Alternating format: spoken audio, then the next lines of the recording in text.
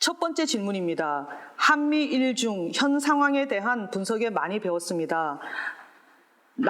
남북이 갈등을 넘어 서로 희망을 공유하는 체제를 이루도록 하는데 도움을 주는 일본 학자의 시각과 남북의 평화 공존을 향한 일본의 역할이 있을 것 같은데 그 점에 대해서 언급해 주시면 감사하겠습니다. 네, 질문해 주셔서 대단히 감사합니다. 첫 번째 질문은 남북 평화 공존에 대한 일본의 역할을 묻는 것입니다. 이 문제를 고려할 때 저는 항상 한국 분들한테 자주 받는 질문이 떠오릅니다. 이것은 일본은 한반도의 분단을 바라는 것은 아닌가라고 하는 것입니다. 한국 분들은 과거 특히 19세기 말부터 20세기 초 한국의 앞길을 일본이 막았다는 역사를 생각함으로써 일본이 한국의 앞길을 도와줄 리가 없을 것이며 방해할 것이라는 선입견이 뿌리 박고 있는 것 같습니다. 물론 일본에서 그러한 사고를 갖는 사람들도 있을 줄 압니다. 어차피 한국은 반일적일 수밖에 없을 것이며 따라서 그러한 한국이 통일을 이루어내고 강한 국가가 되면 일본으로서는 좋은 것은 하나도 없기 때문이라는 것입니다. 그런데 일본의 국익을 합리적으로 볼 때 그러한 사고는 과연 얼마나 합리적인지 따져볼 필요가 있을 것입니다. 첫째 냉전기 특히 1960년대에까지는 극렬에 관해서 한국보다 북한이 앞서 있었을 때 한반도 통일이라고 하면 북한 지도의 통일이 기정사실화되어 있었습니다. 따라서 이것은 일본에서는 절대로 막아야 한다고 봤던 것 같습니다. 그런데 지금 통일은 상식적으로 생각하면 한국 주도의 통일이 가장 현실성이 높다고 볼 수 있을 것입니다. 따라서 가치관을 공유하는 한국 주도의 통일을 거부하지 않을 것입니다. 둘째, 지금 일본의 안보적인 측면에서 가장 가시적인 위협은 북핵입니다. 지금 상황에서 통일 한국이 핵 보유국이 될 가능성이 그다지 높지 않을 것이며 따라서 일본으로서는 북핵이라는 안보상 가장 심각한 위협을 제거하기 위해서 한국 주도의 통일을 거부할 리가 없다고 봅니다. 물론 문제는 통일 한국과 일본과의 관계가 어떻게 될 것인지 그다지 낙관적으로만 볼 수 없을 것입니다. 다만 어차피 한국은 반일이기 때문에 일본으로서는 한국과 양호한 관계를 구축하는 것을 미리 포기한다는 자세는 너무나 성급한 사고가 아닐 수 없습니다. 물론 일본의 양보도 필요하나 타협을 통해 그다지 나쁘지 않는 한일 관계를 구축하는 것이 전체적으로 가능하다고 봅니다. 미리 포기할 필요는 없을 것이며 포기해서는 안 될 것입니다. 이것은 전제로 구체적으로 한국 주도의 통일을 향한 평화 공존 정책 또한 문재인 정부의 한반도 평화 프로세스에 대한 일본이 어떠한 역할을 해줄 수 있을 것인지 생각하기로 하겠습니다. 다만 여기서 제가 강조하고 싶은 것은 일본이 한국을 위해 협력한다는 것이 아니라 일본의 국익을 추구한 결과 한국의 이익이 될 수 있도록 해야 한다는 것입니다. 저는 국가라는 존재는 이타적인 존재가 아니라 이기적인 존재라는 것을 존재로 삼아야 한다고 보기 때문입니다.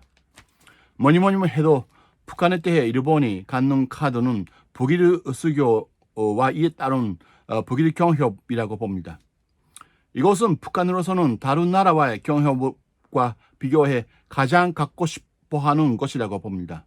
왜냐하면 한국과의 경협은 북한으로 하여금은 얻어내기 쉬운 것이지만 항상 한국에 흡수당할 것을 경계해야 하기 때문에 쉽게 가지려고 하지 않을 것입니다. 남북 간의 경협을 통해 교류가 활발해지면서 또한 이에 따라 북한의 경제나 생활 수준이 높아짐에 따라 오히려 북한 정부로서는 한국에 흡수당하는 위협을 우려할 수밖에 없을 것입니다. 따라서 북한으로서는 아무리 경협을 얻고 싶어도 남북 경협에 대해 신중한 자세를 유지할 수밖에 없다고 봅니다. 이것은 한국 정부도 사회도 잘 인식해야 한다고 봅니다. 따라서 한국 정부나 사회는 남북 경협에 대한 북한의 이와 같은 자세를 잘 이해하면서 인내심을 가지고 대응할 필요가 있다고 봅니다. 북한은 핵 미사일 개발로 카드로 미국과 대등한 입장에 서서 협상하려고 합니다. 북미 관계가 대등하다는 것은 자체가 이상한 픽션이 아닐 수밖에 없을 것입니다만은 그럼에도 불구하고 북한으로서는 모든 면에서 북한과의 비대칭적인 관계이기 때문에 핵 보유국이라는 한 가지만이라도 미국과의 대등한 관계를 가지려고 합니다. 미국과의 수교를 포함한 관계 정상화가 되면 북한으로서는 외자 도입도 가능해짐으로써 지금까지 존재했던 경제 개발에 관해서도 새로운 가능성을 찾을 수 있을 것이라고 기대가 있을 줄 압니다. 다만 그렇다고 해도 미국 정부가 북한에게 원조를 제공해줄 명분도 의무도 없을 것입니다. 따라서 아무리 북미 수교가 된다고 하더라도 미국으로부터 큰 규모의 지원을 받을 수가 없을 것입니다. 그렇다면 북한으로 하여금 큰 규모의 원조를 또 나아가서 북한에 콜려서 얻을 수 있는 것은 무엇인가? 이것은 북일 수교에 따른 북일 경협밖에 없을 것입니다. 물론 일본에서는 납치 문제나 북핵 문제로 인해 북한에 대한 이미지가 대단히 나쁘고 따라서 북일 수교 협상에 대해 전부도 사회도 대단히 소극적입니다. 그런데 2002년 코이즈미 전리 반북 때 김정일 국방위원장이 왜 납치 사실로 인정했느냐? 이것은 역시 그것을 통해 북일 수교 협상을 본격적으로 재개하려고 했기 때문이라고 봅니다. 이것은 임동원 씨의 해고록에도 나옵니다. 이것은 일본으로서는 북한에 대해 그만큼 큰 카드를 갖고 있는 것으로 의미합니다. 그런데 유감스럽게도 일본 외교는 그것을 잘 활용하지 못하고 있는 것입니다. 그렇게 오래 전일했던 아베 총리도 납치 문제 해결을 최우선 과제라고 말씀하시면서도 그것을 카드로서 잘 활용하지 못했기 때문에 결과적으로 납치 문제는 아무 진전도 보지 못했습니다. 그러한 측면에서 저는 북한으로서 하여금 가장 얻기 쉽지만 얻는 것에 소극적인 남북경협과 콜려서 받을 수 있을 뿐만 아니라 그것에 따른 제약이 약한 북일 경협과의 사이에는 상호 보완적인 관계가 설립될 수 있다고 봅니다. 물론 이것을 위해서는 한일 간의 협력이 반드시 필요합니다. 북일 경협이 남북 경협을 방해하지 않도록 또한 남북 경협이 북일 경협을 방해하지 않도록 따라서 서로가 북한으로 하여금 평화적으로 경제를 재생시킬 수 있도록 한일이 지혜를 모으므로써 협력하는 것이 평화 건전과 통일로 향하는 한국을 위해서도 또한 일본의 확실한 안보 환경을 조성하기 위해서도 도움을 줄 수 있을 것이라고 봅니다. 다만 문제는 그러한 경협을 실전에 옮기기 위한 전제 조건으로서 이뤄내어야 할 북한의 비핵화에 관해서 한일이 할 수 있는 것은 그다지 많지 않다는 것입니다. 이것은 역시 미중 양대국의 역할이 기대할 수밖에 없을 것입니다. 그런데 북핵의 위협으로 당장 가장 크게 당하는 한일로서는 좀 힘든 상황이 아닐 수 없을 것입니다. 따라서 한일은 북한의 비핵화를 위해 미중 양대국에 대해 가장 효과적이라고 볼 수 있는 대북 관여 정책을 적극적으로 제용할 수 있도록 영향을 미쳐야 할 것입니다. 물론 대북 제재도 필요하고 효과도 있을 것입니다. 그러나 제재만 가지고 북한의 비핵화를 이룩할 수 없다는 것도 부인할 수 없을 것입니다. 이것은 현실입니다. 그런데 지난 하노이 북미 회담 결렬 직후처럼 북미 회담을 둘러싸고 한일이 서로 불신감을 감추지 않았던 것은 불행한 일이 아닐 수 없을 것입니다.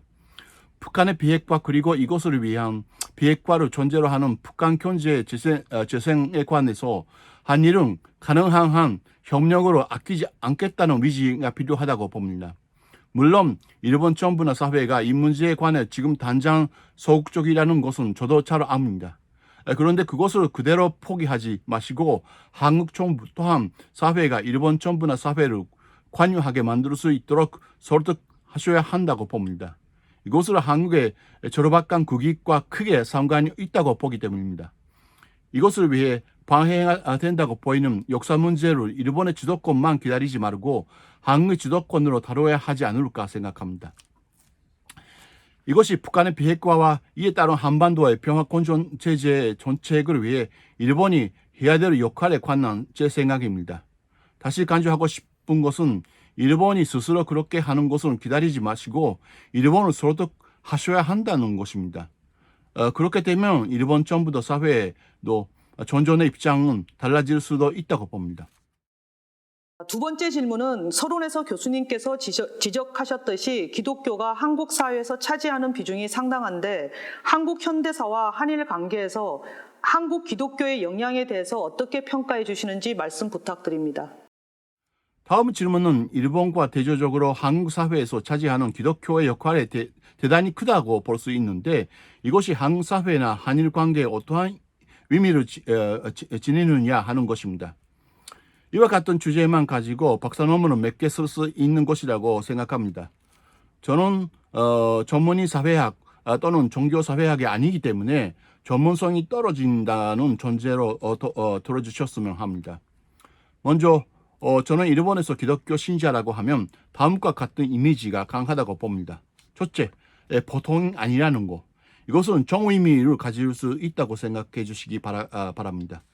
저는 개인적으로 독실한 신자분은 대단히 믿음을 직한 분이라는 이미지가 강합니다. 얌전하고 남의 신뢰를 절대로 어기지 않는 분이라는 것입니다. 보통이 아니기 때문에 그만큼 기대가 높다는 것입니다. 그런데 한국의 눈을 돌이켜보면 그렇지 않다고 느낍니다. 지금 당장 문제가 되는 기독교 집단들을 보아서도 그렇게 느낍니다. 이것은 절대로 한국의 기독교 신자분들을 야유하려는 것은 아닙니다. 이해해 주시기 바랍니다. 다만 국민의 30% 정도가 기독교 신자이며 이와 같은 모든 분들이 다 작가라고 볼 수 없다는 것은 사실이라고 봅니다.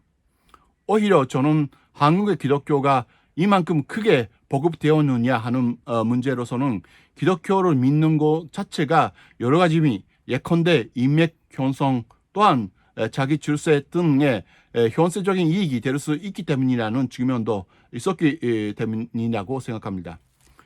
교회는 한국에서는 인적 네트워크를 형성하기 위해 중요한 역할을 해왔다고 봅니다. 그러한 인적 네트워크를 이용함으로써 필요한 정보도 얻고 또한 자기 목적을 위해 이용할 만한 중요한 자원이 되었다고 봅니다. 그러한 것을 어떻게 보면 일본의 기독교는 배워야 할 부분이 아닌가 싶습니다. 그것을 전제로 과연 기독교가 했던 역할은 무엇인가? 저는 원래 한국에 있었던 네트워크 사회라는 측면에 기독교가 잘 편성함으로써 이만큼 한국 사회에 침투할 수 있었다고 봅니다. 먼저 한국 사회에서 기독교가 담당했던 역할에 관해서는 첫째, 저는 역시 특히 주로 1970년대, 80년대 한국의 민주화에 대해 일부 기독교인들 또한 기독교 운동 세력이 담당했던 역할을 평가할 수 있다고 봅니다. 일본의 경우 제2차 세계대전 와중에 전쟁 끝까지 반대했던 분들은 공산주의자 또는 기독교 신자이었다고 들었습니다. 기독교가 지닌 평화, 인권 등등에 대한 예민함이 한국 사회에서 또한 희생이 있다고 하더라도 민주화를 위해 헌신해야 한다는 행동을 가져왔다고 봅니다. 그런데 저는 좀 헷갈리는 부분이지만 현재 기독교라고 하면 한국의 보수 세력으로 뒷받침하는 일대 세력이라는 평가도 있습니다. 원래 기독교가 공산주의와는 같은 자익 사상을 받아들일 수 없다는 것은 이해합니다만은 그래도 한국의 민주화를 위해 헌신했던 기독교와 지금 보수 세력을 뒷받침하는 기독교와의 사이에 어떠한 상관관계가 있는 것인지 궁금한 부분입니다. 둘째, 저는 한국 사회에서 넓은 의미에서 기독교가 했던 것은 사회를 개방적으로 만들기 위해 크게 공헌했지 않을까 생각합니다. 외국인 노동자 등 다문화 문제에 관해 저는 일본보다 한국 사회가 더 개방적이라고 봅니다. 기독교는 여러 분파가 있으나 세계 종교라는 것은 틀림없습니다. 이것은 일본의 시사 신도와는 전혀 다릅니다. 기독교를 믿는 것 자체가 세계로 연계하는 측면이 내포하고 있다고 봅니다. 그러한 개방성이 한국 사회에서 뿌리봤는데 기독교가 크게 공헌했었지 않을까 생각해 봅니다. 사실은 한국 기독교는 한국 사회를 한국 일국에 머무르지 않고 세계로 도약하는 데 일조한 역할을 했다고 봅니다. 기독교의 세계적인 네트워크가 한국 사회의 세계화에 대해 크게 공헌했다고 봅니다. 이것은 한일 관계에서도 잘 나타났다고 봅니다. 물론 한국과는 달리 일본의 기독교는 힘이 약하지만 그래도 70년대, 80년대 한국의 민주화에 대해 한일 간의 기독교 네트워크가 크게 공헌했습니다. 구체적으로는 당시 일본의 세가이, 즉 세계라는 잡지, 지금도 있습니다만 한국으로부터 돈신이라는 연재 기사가 있었습니다. 이것은 한국의 유신 5권 시절에 인권이 탄압됐던 것을 한국에서 보도되지 못했던 것으로 일본의 잡지가 대신 보도했던 것입니다. 이와 같은 일은 일본의 만면지영이셨던 지명관 선생님을 비롯해 한일 간의 기독교 네트워크, 다시 말하면 기독교의 세계적인 네트워크 속에서의 한일 네트워크가 중요한 역할을 했다는 것은 아무리 간조해도 지나치지 않다고 봅니다. 한일 관계는 특히 2000년대에 들어 전전의 비대칭적인 상호 보완적인 관계로부터 대칭적인 상호 경쟁적인 관계로 변질함에 따라 어려운 문제에 직면하게 되어 있으며 그것을 관리할 역학도 작동하기 어려워지고 있는 것은 사실입니다. 그런데 그럴수록 이와 같은 기독교의 네트워크가 한일 간의 국경을 넘어 좁은 의미에서의 국익에 구애받지 말고 넓은 의미에서의 국익 또는 지구적인 공공이익을 향해 협력해 나가는 것을 기대하지 않을 수가 없습니다. 저는 기독교 신자가 아니지만 그러한 마음을 가지고 한국과의 관계에 임하고자 합니다. 감사합니다.